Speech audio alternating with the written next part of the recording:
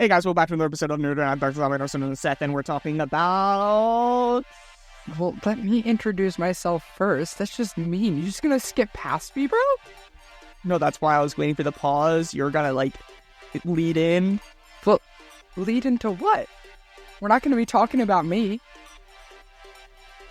I thought we were. Is that not what we discussed? It was just like a JJ's life rundown. Yep, that's what happened in JJ. Lay it on us. Nerdright's your therapist today. My life is falling apart. You say that. I'm the one that works since 3 in the morning. Yeah, that's fair. Tired. Anyway, time. Guys, JJ, if I ramble a little bit, I'm tired. This is Nerd Rant, and we're going to be talking about some other game events. If you didn't listen to last week, what are you doing? Go listen to last week. But this is where we're going to talk about Nintendo Direct, Ubisoft Forward, which is a really interesting name, Apple WWDC, and ramble on. I love how you say Ubisoft Forward is the weird one and not the Apple with random numbers and letters. I don't think it's random. It definitely stands for something. Well, probably, but that's not the weird one? I just don't remember. No. Okay. Because like I said, it stands for something. And DC, I think, no, it's in California. So I wonder if it's just like a place. Or that's where it is. Probably. Okay, well, what are we... Wait, now I'm curious. Oh boy, what have I started? What does WWDC stand for? Worldwide Developer Conference. Ah, gotcha. See, that makes sense. It's just shortened. Yeah. Forward? It's kind of weird. I guess it's going... I don't know. Anyway, where did it start? Well, we start with the gaming ones. Yep. So Apple, we'll save Apple till last. How does that sound? Okay. So do we want to start with Nintendo or Ubisoft? Ubisoft, whatever. Let's go with our bulky one. Ubisoft has a lot to it, and it's only like 2 or 3. Okay, so Ubisoft Forward. In case you don't know, it's Ubisoft's gaming showcase event thing. They did have trailers and stuff at the Game Awards and for Xbox, but they saved their in-depth showcases for this event. Yeah, I think we saw almost 5 minutes of Shadow. Oh yeah, no, it was 20 minutes of Shadows and Outlaws, and then a bunch of other reveals. So it's definitely interesting. I think the one they led with was Outlaws, Star Wars Outlaws, which I know you don't really care about, but is probably important. I watched a little bit, but I skipped over it. Yeah. I'm not. This one I feel like you would probably enjoy a little more than the other Star Wars games, because this one has practically nothing to do with the Jedi. Yeah. It's strictly you're a bounty hunter in the Star Wars universe. There's crime syndicates, and you have your own ship and stealth gameplay, shooting gameplay, all the fun stuff. It's a lot more of a what's the word, grounded game in the Star Wars universe. Yeah, I saw it's a more open world like some of the other ones have been. Yeah, where you just kind of choose your faction or whatever. So it seems interesting. I might watch some gameplay of this one, but like I said, Star Wars just isn't my forte. Yeah, but it definitely looks exciting. Interested to see where that goes, but in the interest of actual conversation, we'll breeze over it today. Did you see anything though that really stands out in this game versus the last few games? Well, some gameplay feature or something. To be drastically different in general, because the last one was it's a story game, but its main center is the combat, the open lightsaber combat. So it didn't have stealth, and it didn't have much else you could do in the means of getting around. You just go area to area, killing enemies, finding collectibles. That's about it for that game, which they did it well, but it's pretty simplistic. This one, on the other hand, while yes, there's still going to be those collectibles, you're still going to be able to go fighting. This one is open world as opposed to open zone, so you can truly go anywhere you want as opposed to just the pathed out areas. And then, do you know if it's going to have some kind of difficulty level for planets? Or because that's the one thing that I feel is a little hard with some games like this. Sometimes it's like you said, kind of more path where you should go to this world first, and not just for like, a story just because you're not strong enough. I want to really go the way I want to go in Order of Planets. Yeah, is that going to be more of an option in this? It will be. It seems like the way they're going to do it is obviously there's several different crime syndicates. You got like the Huts, and then what was the name of the other one? I forget the other one, but it seems like it's going to be a case of certain syndicates are going to be stronger than others in certain areas. So you can build your reputation and stuff with them, and say like you have a super bad reputation with this syndicate and they're super strong on this planet, that planet's just going to be harder hands down.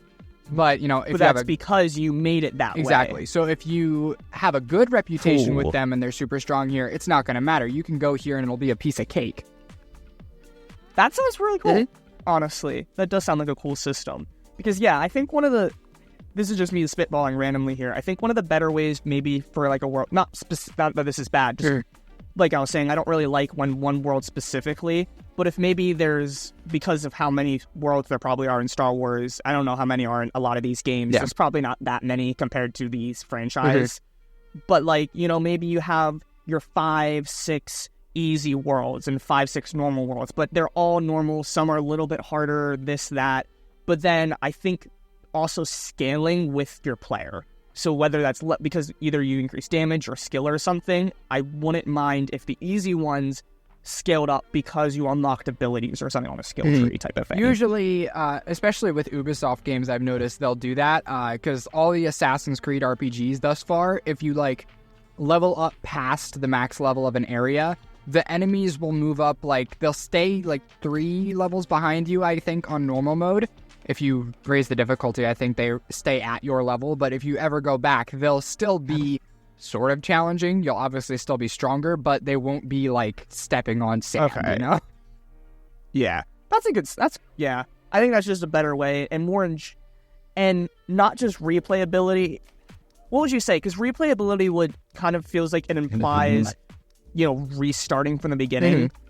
But continued playability? Yeah, like a single post game, like going around collecting things, finishing off. 100%ing, I think, is the best term. Yeah.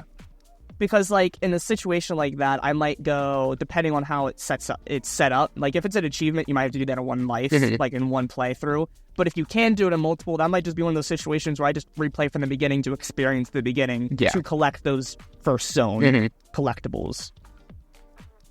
Yeah. See, I figured we can. There's stuff we can try to linger to drag this out a little bit. Yeah. Because this definitely is not going to be as in depth as last week's. Last week's just had so much. There's so much PlayStation, we had Xbox, to breeze and through stuff. all. Like we barely covered. There's so much I want to still cover, but anyway, I think that's enough for Star Wars. All right.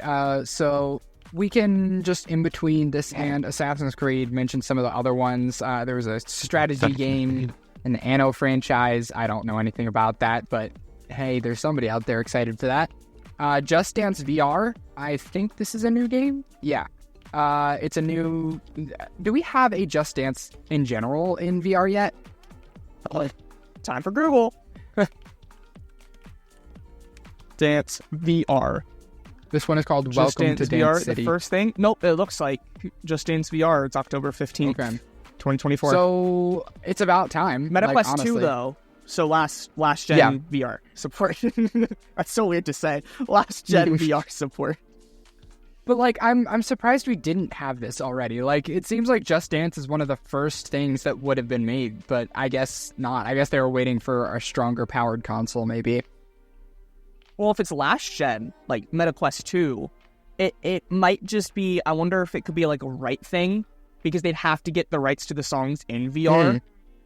And I wonder if maybe just because it's, like I said, because the Apple Vision Pro is out and just it's definitely grown, maybe at first the distributors weren't super sure on the pros of VR, so they were hesitant on putting their songs in there and dances and stuff, because they'd have to sign a contract to approve that. Yeah. This definitely looks like an interesting one, though. It supposedly is going to have, like, a hub area where players can, like, play mini-games and stuff together, kind of like VR chat kind of hub area. But then you'll also be able to do your solo dance songs and stuff, which I'm very excited to see how this goes, because whipping your hair back and forth with a VR headset on probably isn't going to go well for a lot of people. So I'm interested to see how much movement this game will actually require, because obviously the only parts of your body they can track are your hands and your head. I'm guessing they're going to want to include your head now, because that's something they can track for the first time instead of just holding 2 remotes and stuff. But, I mean, who knows at this point, because... This is one of those things that I wonder if, in the future, what if they're... So, you know how you can get, like, full body tracking, like you can get stuff for your legs and stuff, like VRs, YouTubers do it all the time. What if we get to the point where we have enough computing power that instead of having like a full suit, you can have a camera in front of you that can then track it? Obviously, this wouldn't be for this game, but in the future VR, like imagine you can be in VR, but you wouldn't even need the hands because you'd have a camera sitting in front of you. Technically, the sensors that a lot of the first VR like setups were for, you had to place like the 4 sensors around your room, and they'd like determine your play space. Those technically also tracked your body, not to an extent that like any sort of body tracking suit or even the remotes would, but it recognized where you were in the grid, and that's where it put you in the game. So technically we already have that kind of tech. It would not be that much of a stretch to make it just like one camera in front of you to track, you know, your orientation and positions and stuff. I also just mean that, though, in the fact that we have to wait because it would have to be readily available, because they're not going to support that natively. If you want to do something like that, you'd have to, like, get some kind of third-party extension to allow that. Yeah. But in the future, I can see maybe, like, the Meta Quest 7 or something, right? It comes with a camera that you can set up in your room. Yeah. So, that's interesting, though. I also see Avatar Frontier. Yes, Frontiers of Pandora. I'm still Have you heard much about this? I'm playing the game currently with playing Lexi. it. Yeah, okay. It's interesting. It's very much how do I describe it? Kind of like a hunting game, if that makes sense. Like you go around and you collect materials. You can, hunt animals and use that to craft armor and bows and stuff like that. It's very much similar to the Avatar movies, absolutely, but the world itself is just gorgeous. Like the Avatar Pandora is just like such a gorgeous planet. So very visually stunning it looked good, but just gameplay, I've heard of a few mixed opinions on it. I haven't heard anything for everybody, define on good or bad. It's like a bow FPS, so it's like not the general audience's I can see favorite. where that's a little mixed opinions on that. But yeah, this DLC, it takes place after the main story, so I tried not to spoil myself too much on it because I need to finish the game. So but yeah, it definitely looks interesting. We got the announcement of a remake of the original Prince of Persia game, which that's actually really big. You didn't play that game, did you? No, okay, I didn't think so.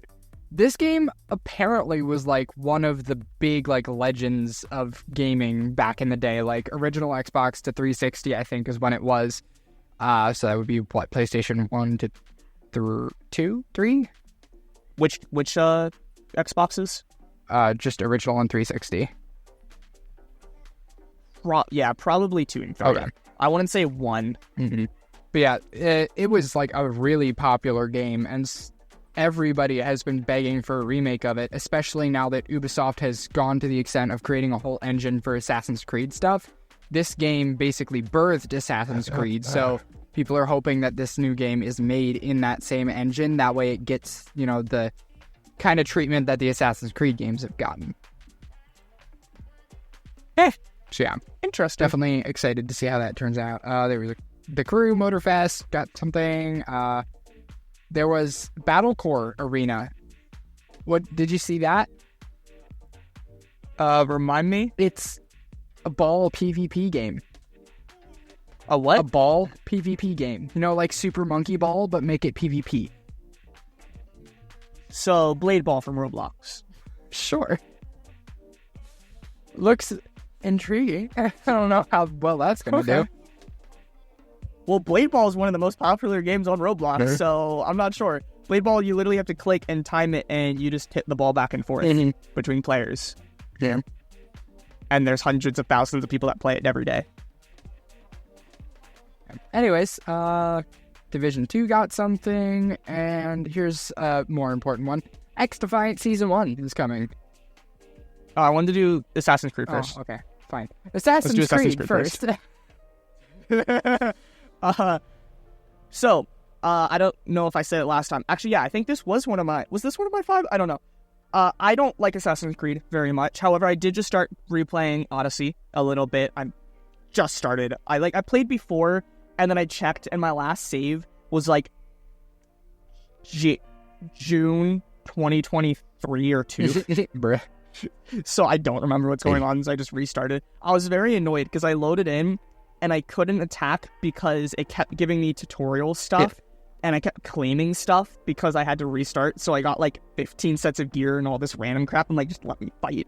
And then I started, right? And I'm like, where's my armor? And then I had to wait a good minute or two before I got my pack that I actually paid. Because I paid for the Zeus pack.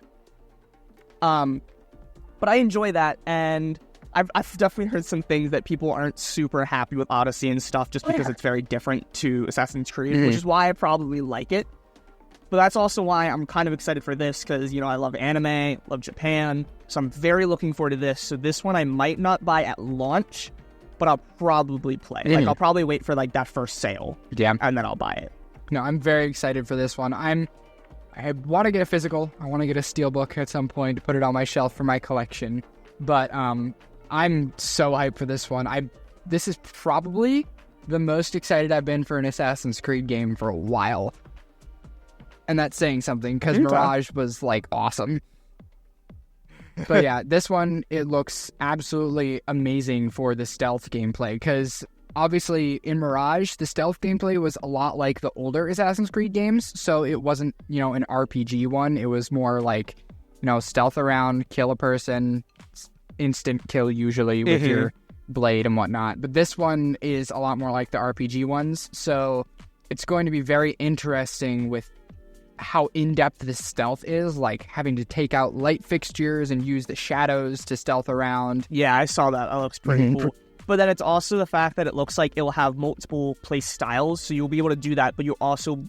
Looks like the samurai is going to be a little bit more of that combat focus, where you're able to just go running. Which, honestly, this is probably... Setting my own, like, biases and opinions aside, this will probably be the most loved of the RPG series of games, because this one actually divides the two play styles in a way that seems like it's going to make everyone happy, you know, because because everyone will be happy. I can play the way I want, and you can play the way you want. So starting with Origins and then Odyssey and then Valhalla, all of it was you have to choose, like, do you want to go down the route of doing assassinations, or do you want to go down the route of doing, you know, open combat more? And a lot of people didn't like that it was so easy to just do both. It just didn't make sense that you could just, you know, do that. It was kind of weird for an Assassin's Creed game to support open combat so much when you're supposed to be an assassin.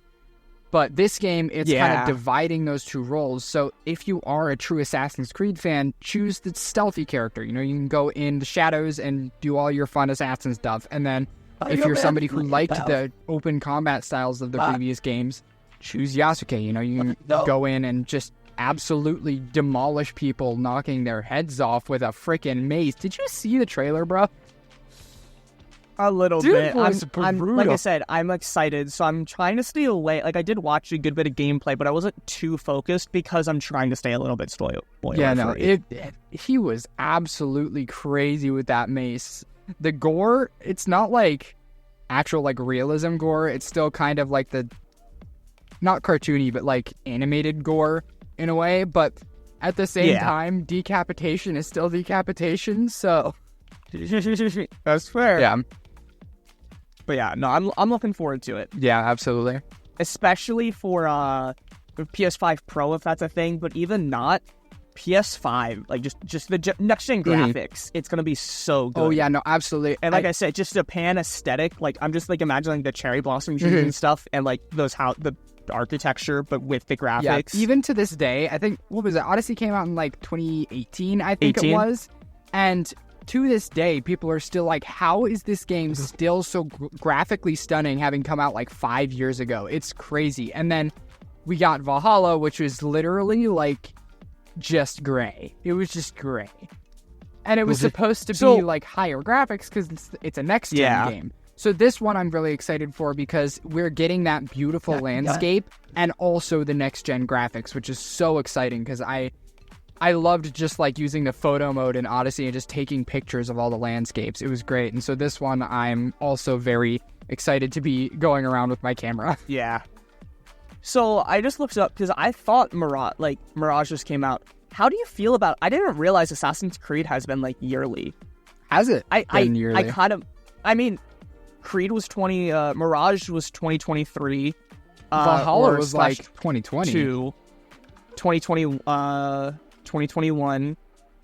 2020/2021. So it looks like bi-yearly. There's a lot of random DLC. I hate when they do this. Yeah. It's like 3 different things per year. But still, like, bi-yearly or so. It seems like they tend to do, like, a release and then DLC over the next year or two. So, like, we're pretty much constantly getting Assassin's Creed content. It's just not always a full game. It's not always, like, a full story DLC. I figured with a game, like, I thought it was, like, more like a 3, 4, 5 years in between, like, the main title. Yeah, it Do you think that's good or bad in a franchise like this? Like Call of Duty, that kind of is good, kind of bad. Mm-hmm. But like certain like story games like this, I don't know if I'd want like a whole new story game every 2 years. Here's the thing: if we're games price. like Mirage, then yearly/bi-yearly is completely understandable. And honestly, I would love that because Mirage was a shorter game. It was like 20 hours all the way through, 30 to 100% it, and it was a cheaper game. It was like what? 40s?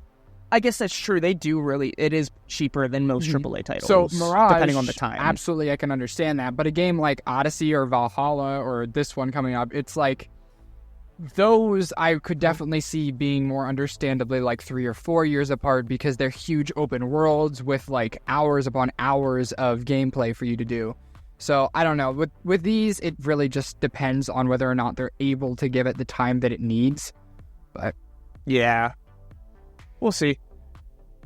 But yeah, no, like I said, I'm gonna try play this. I don't know if I'm gonna stream it. This is like, it's really hard for me like deciding if I want to stream or not because some games I want to, but then I feel like I'm locked. Like I started Skyrim and now I want to stream Skyrim, but if I just want to play it and chill, I feel like I can't because I want to stream it. So I don't know if I want to stream this or not. I've streamed the past few Assassin's Creed games on my channel in like to catch up for this game, and I'm like, well, here's the thing, I'd love to play that on my channel, but this is like an RPG game where I'm going to have to dump like 40 to 60 hours in order to beat it, but I don't want to have to stream all of those 60 hours or else it's never going to get done. Like, I'm never going to finish it.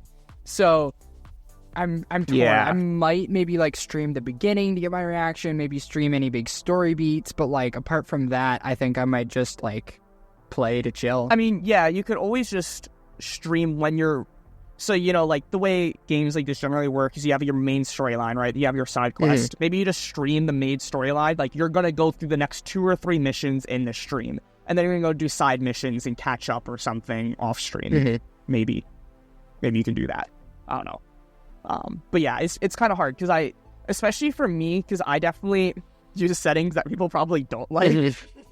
Like, I was playing I just heard of Steel Rising, and that's pretty fun. It's like a Souls-like game, but I don't like Souls-like games because of the difficulty. So I have, like, increased regeneration. So the way it does, it's really funny. Do you remember that one Doctor Who episode where they meet the Queen or, like, princess of, like, Victorian London or England or something, and it's clockwork machines?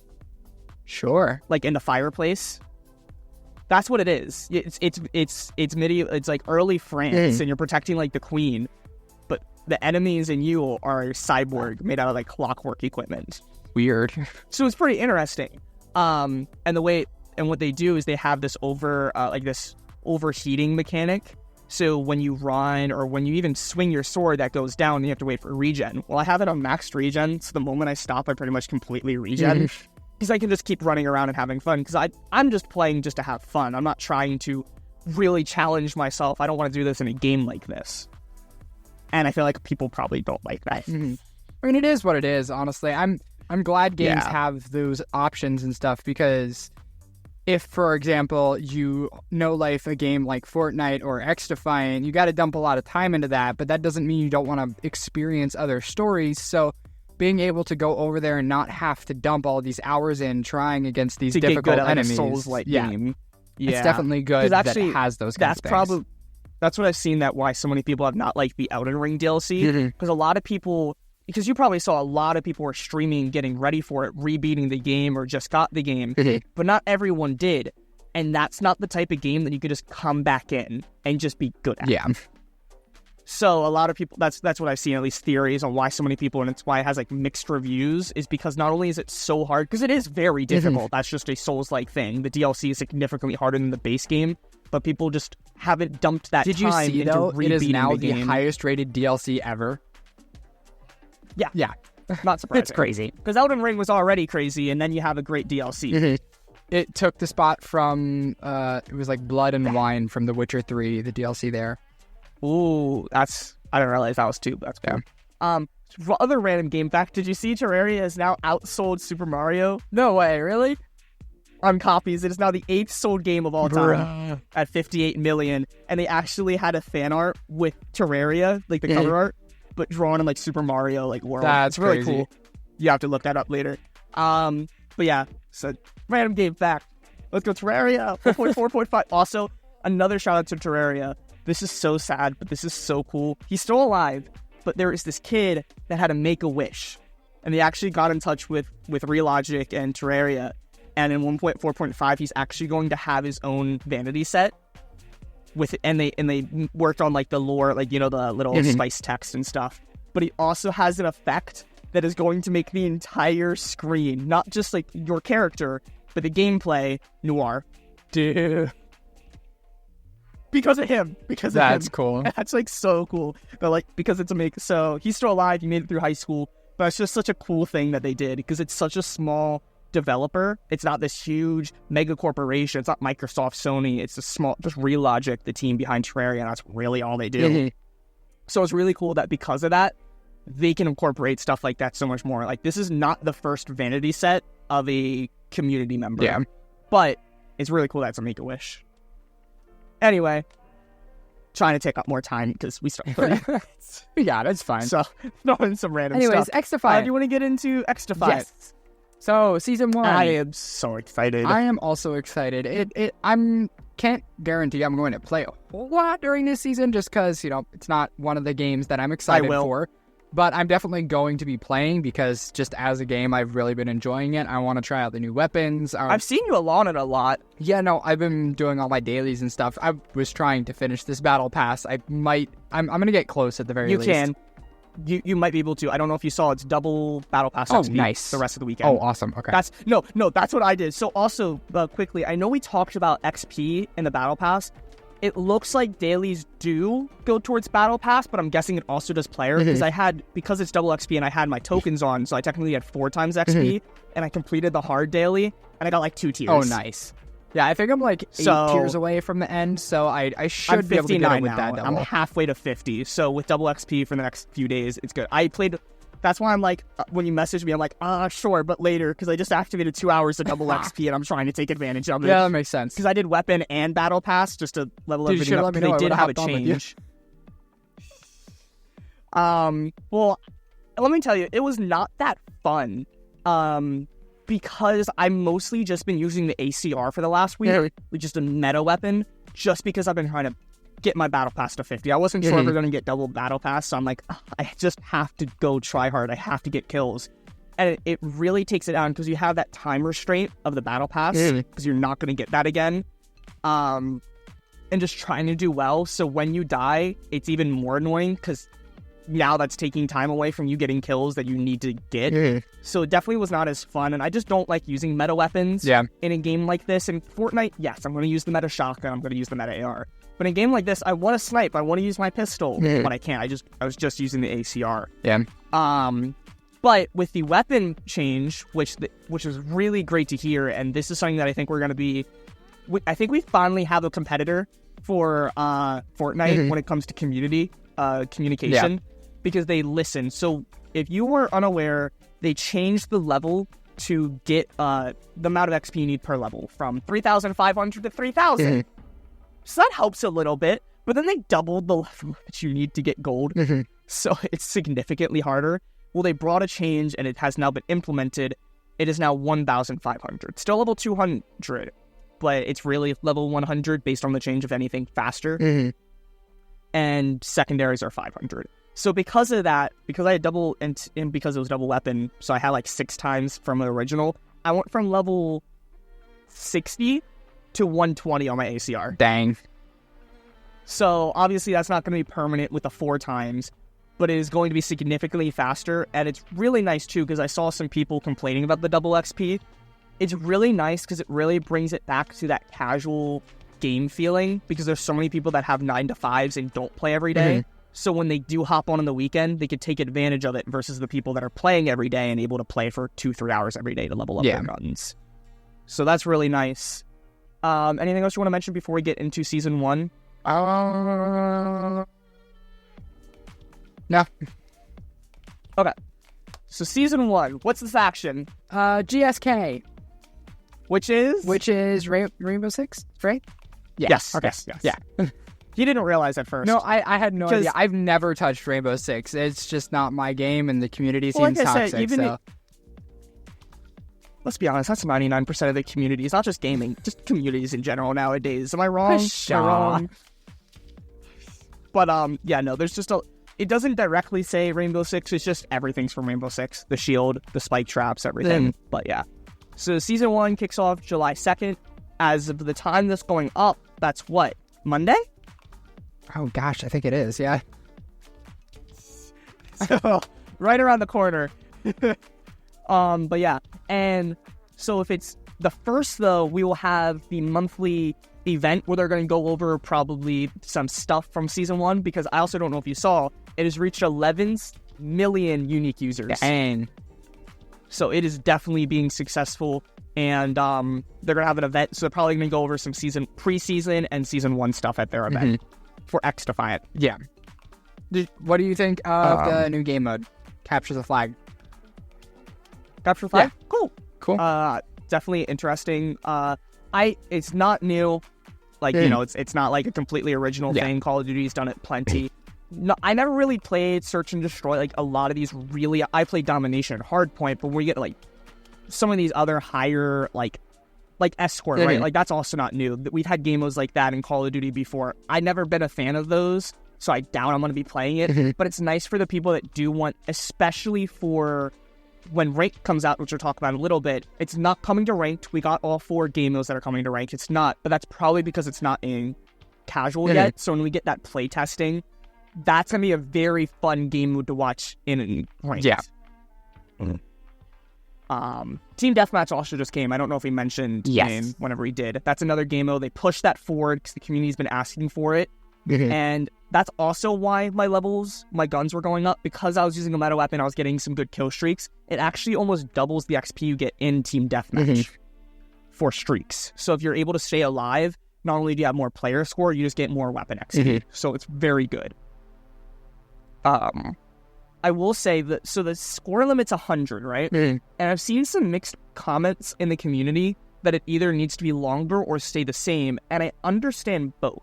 So I've had a lot of times where it has ended very quickly, because 100 kills, especially if it's all like arena or something, that's going to go very quick. But I've also had matches where you're barely at 90 and you have 30 seconds left. Yeah.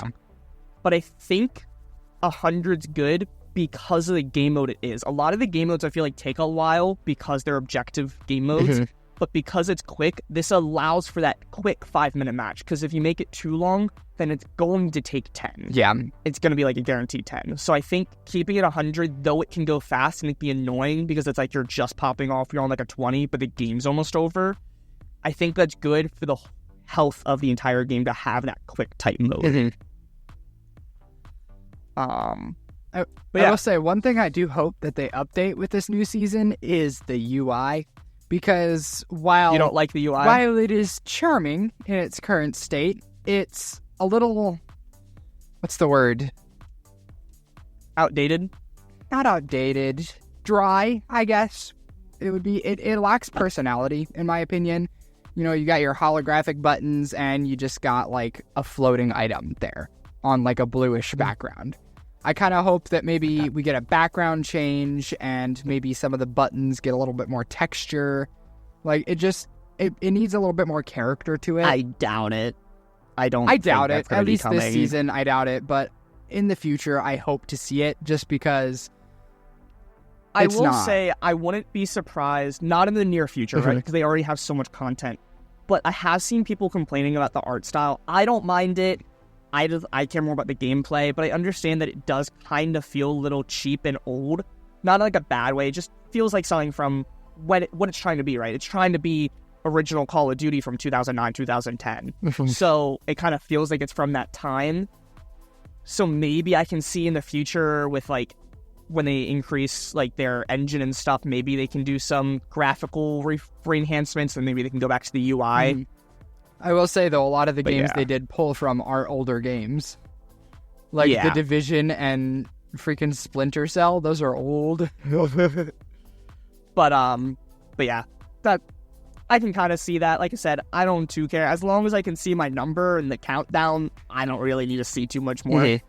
One other thing I am interested to see how it goes is, obviously with this season we're getting the new faction. I want to know if this battle pass is going to include, like, mainly skins for this faction, or if it's going to be, still a mixed bag for everything. Because if it's a case of each new season brings the faction and then a bunch of skins for it, then it's going to be very easy, like, if you like a certain game or the playstyle of a certain faction, to just buy that battle pass and then, have a full set of skins for all your favorite characters.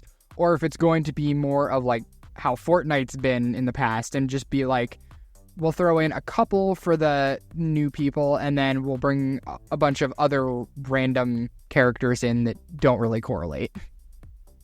I think it's going to be a mix of both. We do have some from this season, from this faction. Like, that's what the tier 50 or 49, whatever is. It's not great, but it's there. But again, I think it's going to be interesting to see, because we have 3 new weapons. What I'm interested in, are we going to have 50 tiers again? Is it going to be jumped up to 100? How long is the season going to be? This preseason was what, maybe like 40 days or so? Are we going to have a full 67? I think it is. No, it is going to be 3 months. It's going to be 3 months. And we'll go into the maps real quick, and then we can go back to the battle pass. So we're going to have 3 new maps. We have Daytona, which is a race track type thing from the crew. Daytona. Daytona. Clubhouse, which is from Rainbow Six. No, it's and from Mickey Rockefeller. Mouse. Shut up. And Rockefeller. Do you know? I can't remember that one. Like, I'm completely blanking on the 1273 image. down the Rockefeller Street. Anyway, so 3 new maps. What do you think of the 3 new maps? Are before they look interesting. Obviously, they are from Rainbow Six, so it's still kind of fitting the, like, battleground-esque one theme. of them. I think only one of them, which is the Clubhouse. Okay, I just said the days from the crew.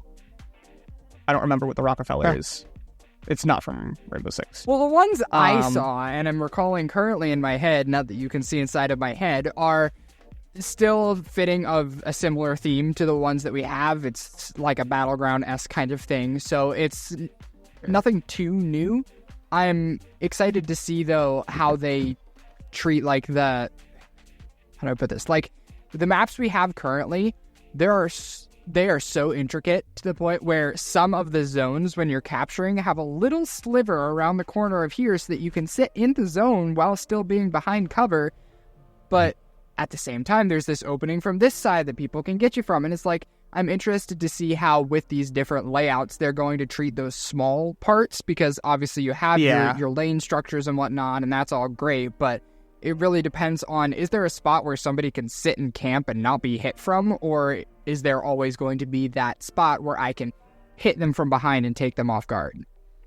I think if there's a map like that, it's going to be the Clubhouse, because it looks more like a one-story, like Clubhouse. The outside one, it looks like it's going to be kind of like Arena, where there's going to have that middle ground. Like in the middle, there's going to be a raised area. But yeah, the reason I said this is going to be 3 months is we're going to have 1 map per month. How do we feel about that in a free-to-play? I've seen a lot of mixed reactions to the community as well, and I think this is just going to be one of those free-to-play things that if it was paid, we'd probably get all 3 at the launch of the season. I like it better this way, trying to drag it out a little bit. I think that obviously, we've talked about this in our Fortnite episodes, that one of the main problems with Fortnite seasons is that they either release everything at the beginning and then we have such a dry season moving forward, or they hold everything back so long that it feels like we didn't get the season it's boring that we because promised. we didn't get anything. Exactly. Yeah. So I think that they're giving us the weapons and they're giving us the faction off the bat, and then throughout we're getting these new maps that we're going to be able to try, and I feel like that's just enough trickle that it's going to keep us satisfied until the next season's teasers, you know? So what Call of Duty actually does this really well. They also do this mid-season update called Reloaded. Season 4 Reloaded, Season 3 Reloaded. And they've done it for a few years now. But this, in Modern Warfare 3, they have these aftermarket parts where you have to do weekly challenges to get. And what that does, it will actually completely change the gun. So do you remember the Model 1887s or something? Like from back in the day, there's those dual-wield shotguns that everyone hated. Yeah. There's actually an attachment on a marksman rifle that turns it into that. Oh. So they're and it's from old guns, right? So there's another gun that it doesn't quite work, but it's supposed to be a one-round railgun pistol, and it actually turns one of the revolvers into a pistol like that. Huh. So that's a really cool thing. And what happens is every week we get that. So there's content every week, but in the mid-season we get maybe an extra one or two, and we get a new gun or two. And there's new maps and stuff like this. I'll have to show you this after this. This season's mid-season is insane. But they do it really well that it's a guaranteed that every season there's something in between. And I feel like that's what Fortnite has been lacking. They used to do really well throughout. And then Chapter 3, I still remember one of the best mid-season updates ever. And I think almost like any game was the weather, tilted, Klombo, all that. That was really fun. And we haven't had that since. So I'm wondering so this is like just a good way that every month there's something to do. And what I hope maybe is I think it'd be cool if there's a chance that we can get a 24/7 playlist when it comes out for that first week. Call of Duty does that too a lot, where there's a 24/7 in the new map.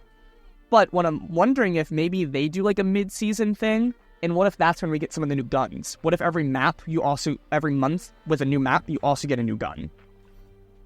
I mean, that could be cool. So maybe like the first gun and first map are just in the battle pass, just free, and then the other ones you might have to do challenges like the other base ones. And because it's just part of that, you just have if you play after, you have the same challenge. It's just part of your base challenges now. I mean, I think the biggest question, though, is, are these things going to be challenges right away? That's what I'm saying. I think it'd be like, it would drop with, like, when we get the new map, there's going to be a new, like, mid-season update, like, for month 2, and we get a new challenge, and then we get the new map as well. Like, it's a big update, maybe some other things, some cosmetics, whatever. And then we do the same thing for month 3. We do have to remember, though, this is still Ubisoft, and they are still going to want to go for money, so there is a possibility the new guns will all be Battle Pass for this season, and then next season we might get them as challenges. That's what I'm going to be interested in. I'm almost tempted to try to log on another account to see how they handle that, because I do think that's how it's going to be. It's just, like I said, I also am wondering if they're going to do that, because what if they keep it short so everyone can complete the Battle Pass, and they complete it to maybe 50, 60 tiers, so they only put one gun in, so that way they can keep it. Because think about how big the Battle Pass is going to be if you have to have 3 weapons, because they're not going to have all 3 in the first, 20 tiers. So, I'm really hoping it's not going to be jumped up to, 150, because it's 3 times the length, so it's going to be 3 times the Battle Pass. Yeah. But we'll have to wait and see. We'll know shortly enough. But yeah, I do like the idea of the maps coming out month by month. I think that's good. And then, what else? So we have 3 new guns. So what are the guns? Do you remember them? Nope. Not specifically by name, but what they are. Nope. Okay, so we got a sawed-off shotgun, which I'm still conflicted on. It's not... So it's different. It's the same thing as the double barrel, just shorter barrel. That's it. Then we have an AR, and we have a sniper. So we have 3. The new faction will have a shield as their ultimate, which I've seen a lot of people a little scared about, because we already have a shield as an ability, but it looks like you're going to be able to flash them, and you can actually shoot with your secondary as well. You turn the shield sideways and you can shoot over it or something. So it's going to be interesting. That's the ultimate. And then the secondary passive ability or whatever. I don't know what both of them are, but one of them is the electric fence, barbed wire type thing. I did also see, I don't know if it's with this faction or not, it looks like we're going to get a trophy system, which is when you throw it down, certain bullets and like grenades and stuff can't reach it. Like it will destroy it in a radius. So that's a really good like strategical type thing, which makes sense with something like Rainbow Six. So that might be the other passive. But yeah. And then what was it? Ranked mode. Not gonna lie, I'm a little worried about ranked mode. It looks good, but they made an announcement. Do you think so? Did you play the ranked trial at all? Yo. Okay. It's just skillless matchmaking. There's nothing ranked about it. But it's 4v4. And they did announce that they're gonna change some of the stats, like domination. It will have not domination, hard point. It's going to have a set track of hard points it's going to go to. So you can memorize that. So you can be more smart about your movement and like positioning to go to the next zone instead of random. So that's really cool. But what I'm worried about is you can only play with a squad for the first 5 ranks. You can only play as a duo. You can only part up as a duo for the last 2.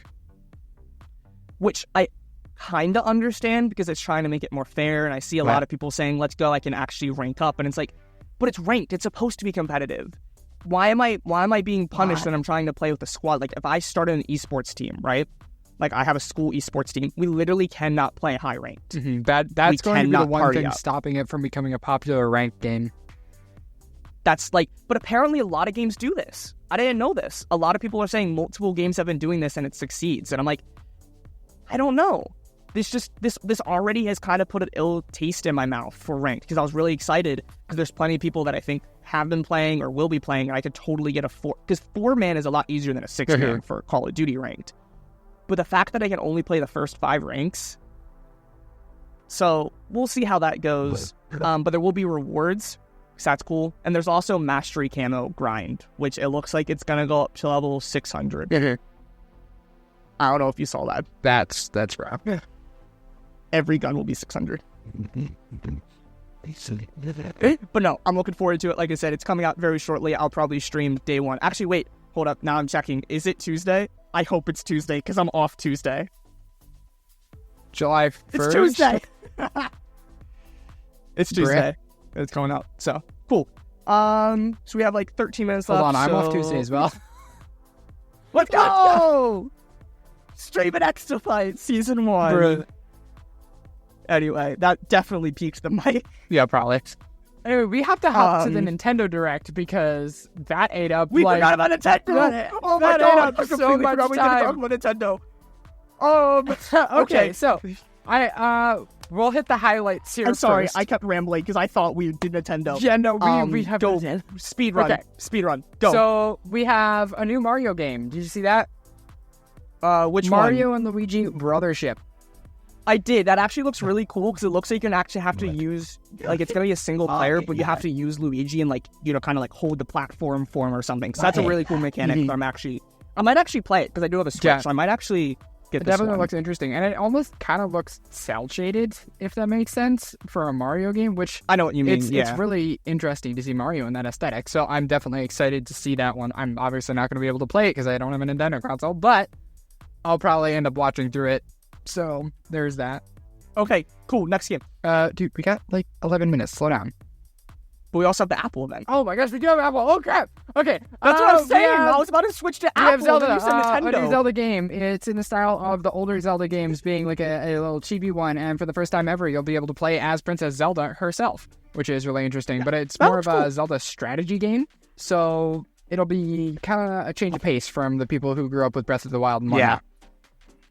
Then we have Metroid Prime. Which is cool. Metroid it's cool. He's a big character. Definitely cool. I think it's been a little while. Yeah, it has been quite a bit from them.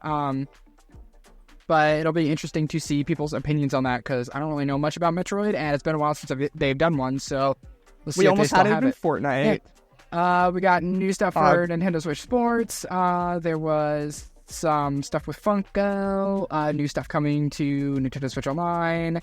Lego Horizon Adventures and Stray are both coming to Switch, which was a bigger, interesting thing.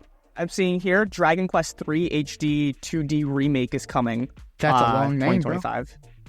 That is. Well, that's also like, that's probably not going to be the name. It's not going to be called HD 2D. No, you don't know. Probably. Right. Who knows? But, hey, it's a remake. Yeah. That's cool. Like, we've been talking about remakes. It seems like a lot of remakes. And I think this is a good time to do remakes. Yeah. Not in the sense that it's like Call of Duty. Like, I don't think we needed that reboot. But in the sense it's going to be a remaster quality, because a lot of these games have been so old. We're getting that nice graphical performance boost after like 15, 20 years, and they have improved a substantial amount in that time. Yeah. So that's cool. I think that's really it. The only other thing I really want to say about Nintendo is we did not get Nintendo Switch 2 news. Yeah. Which is really surprising. Yeah. Like, if Xbox just had it and PS5 Pro like gets announced officially, Switch has to do something. I understand that they're in their own world, but they have to do something. Yeah. Especially with like the Quest, like I know it wasn't good, but the Portal 2 or Portal 2, whatever it was, the PlayStation handheld, we have the Steam Deck, we have all of these, and phones are just getting better and better. When are we, like, I've seen people are emulating better Zelda on their computer than the Switch. Like, we have to, like, they have to do something here soon. It is possible they're aiming for like a holiday announcement. Really? It could be, but I'm also just surprised there's no like leaks or anything. They've had patents, but there's been like zero announcements or anything. Anyways, anyway, Apple. Yeah, not too much for Nintendo. Apple. So, how much of the event did you see? Not a lot. Okay, so I have this Verge thing with the 13 biggest announcements. We're just gonna go through. Apple's first AI system is coming to iPhone, iPad, and Mac. We'll end on that because there's probably going to be some other features of that throughout B13. Siri gets a big AI boost, like I just said. So we'll talk about AI in a bit. Apple is building ChatGPT into Siri. I know you said you're kind of worried about this. What do you think this is? ChatGPT is going to be in Siri. Like, it's what it is. It's going to be the brain behind the workings of Siri now. Obviously, they're still going to keep with their original AI, but it's going to add to, like, voices and natural responses and stuff like that. No. Yeah. No. So it is only for, like, Siri itself has been improved with their own AI model that is on the iPhone itself. ChatGPT is just for those really hard questions that they don't quite have the power because it's so new, and you have to request it every single time that you want to use it. That is the only time. It is for specific questions that ChatGPT is used. Other than that, and if you deny it, you are not using ChatGPT at all. Not for Siri, not for the voice or anything. It is only for specific questions that you have to allow every time you ask. Which is better than the everything's done on but phone. Still, it is good. Yeah, it's not great. Other ones are going to be coming, but that's also why, I don't know if you saw it, people are disappointed. I'm kind of disappointed, but it makes sense. It's only going to be on the 15 Pro because it's done on device to protect your privacy and stuff, that it needs that processing power because it needs to run this entire AI model on your phone. New AI features to mail, messages, photos, and more. I'm looking forward to some of this. With mail and messages, it's going to be kind of like that summary thing. So say that you're in a group chat, you can actually close it, and instead of, like, you know, you have like a stack of messages, it can summarize a group chat and be like, okay, they're asking to change the address to the trip tomorrow. And it will show that. It will take the priority and throw that on the top. So that's pretty cool. Same with messages, mail.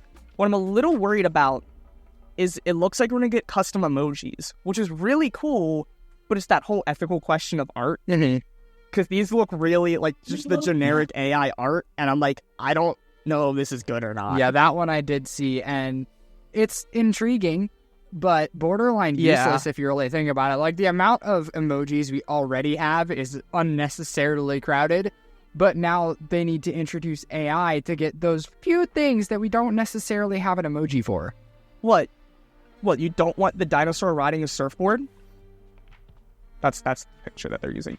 I think that's kind of cool because there are plenty of options that you kind of want to use just that quick thing, but it's also cool the challenge that they're using because you can use it in like notes and stuff, and you can request like, hey, it's like this whole whiteboard area, like creative board, and you can kind of put different terms, and then it can make art for you. So it's kind of like a brainstorming app, and they're just able to use that for emojis as well. It's not directly for emojis; it's another thing. So it's kind of cool. iPhone gets customizability. Go ahead, rant and proclaim that Android has had this because everyone's claiming it. Yeah, I'm like, okay. it's about time. I don't care. I'm not going to use it. I like having the symmetrical thing, and you can't get that. Like, just the in order, top to bottom. I'm going to be keeping it. But it's nice. It's there. We're also getting RCS support. Apple TV adds insights to tell you which actor is on screen. So that's kind of cool. So it's going to like take a picture while it's there and be like, okay, so this character is there and this character is there and here's their real life name. So Yeah, that's going to be active like Amazon's throughout. had that for a while. Yeah, so Apple TV has that too. Password app to keep track of your logins. There's a few apps that are like that, and I've actually seen people are kind of not right away, but there's some apps that this is going to be replacing. There's some very big apps that a lot of people have been using that do these exact same things. Yeah. It's just going to be built in.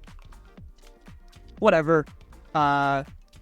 What'd you think of the big announcement? Because they have been waiting to add the calculator to the iPad for years because they want us to say wow when they release it. What do you think?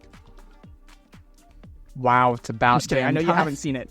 No, so this is actually really cool. What it does is you can actually write with the Apple Pencil, and with AI, it will answer your font in your font. So if you do 3 times 4 equals, in your handwriting, it will write the answer, and it will actively change it. So if you put parentheses and put over 2, it will actively be doing the math as you're writing. Ready for this? It gets better. With equations, you could have x equals, and then you have a whole graph, and you could have the numbers, and it'll take everything on the page and do the math in your handwriting. That's cool, but very, very dangerous, because as soon as it starts analyzing your handwriting, they are open to put your signature on anything they want in your handwriting. That's fair, but I've also seen so many people saying they wish they had this in school. Because it's just like all those apps that people use just to answer math, and they can just do it straight on that app. Yeah. But it's really cool. The phone also does this. Not nearly as well, but it also just looks like, because of AI, just the calculations that the app itself does have been improved and faster. Mac 15 will allow you to mirror your iPhone. So this is just a lot. You've already kind of been able to do this. It's just going to be a lot faster. You can just straight up use your phone on your computer. Apple Watch 11 will automatically surface widgets, yada yada. Vision OS 2 has been added, which added ultra-wide Mac display. I know I've seen a few people saying this doesn't deserve to be OS 2, but it's the first update, so they probably just want to throw something out. There's some other important... But it's kind of cool that we already have a Vision OS update. It's a pretty big one, too. And the next AirPod Pro will let you quietly respond to Siri. And it's not here, but another thing that kind of just should have been there a little sooner is now you can message to Siri. So you can pull up, I forget exactly how, and you could type to her and she'll answer through text. So yeah, lots of cool stuff with Apple, and just I'm excited to see where this AI goes, because this is really the last group that wasn't there, right? Because Google has had it, obviously. Microsoft had Bixby, and what else do they have? Or not Microsoft, they didn't have Bixby, but does Microsoft have something? They have Hey Google. Google. No, phone, shut up. No, I wasn't talking to you. No, Google and Microsoft are separate, aren't they? Oh, I guess Cortana. Yeah, they have Cortana. Cortana. I'm like, no. We've had this discussion. They are Google's completely different. Cortana is People like use Google though. Not. Yeah. I wouldn't even call it quite an AI. Like, it is so many generations behind. I'd honestly say though, the Bing AI. Bing. Okay, yeah, Bing. That would be the not as a voice assistant, but they have had a good bit of AI. That's what I'm saying. Just in general, like Google's main is Hey Google, and then Siri is Siri. That's their big AI. And then there's OpenAI. That's really it. Like, and at this point, yeah. And I think the only other thing I want to say about AI, and I think this is a great question to end off and think about, with all these AI features coming to iOS and Apple. Mark asked a great question. AI the feature or AI the product? We've seen the rabbit and we've seen the humane penguin. They're really cool, but they can everything that we want, that you were excited about the rabbit, it was terrible. But Siri is going to do significantly better, especially with the AI, because it's going to have access to a lot of that stuff. So it's going to be very interesting to see how it goes. And will this then cut out all of those products? Are those products now dead because we can just have that level of functionality on our phone?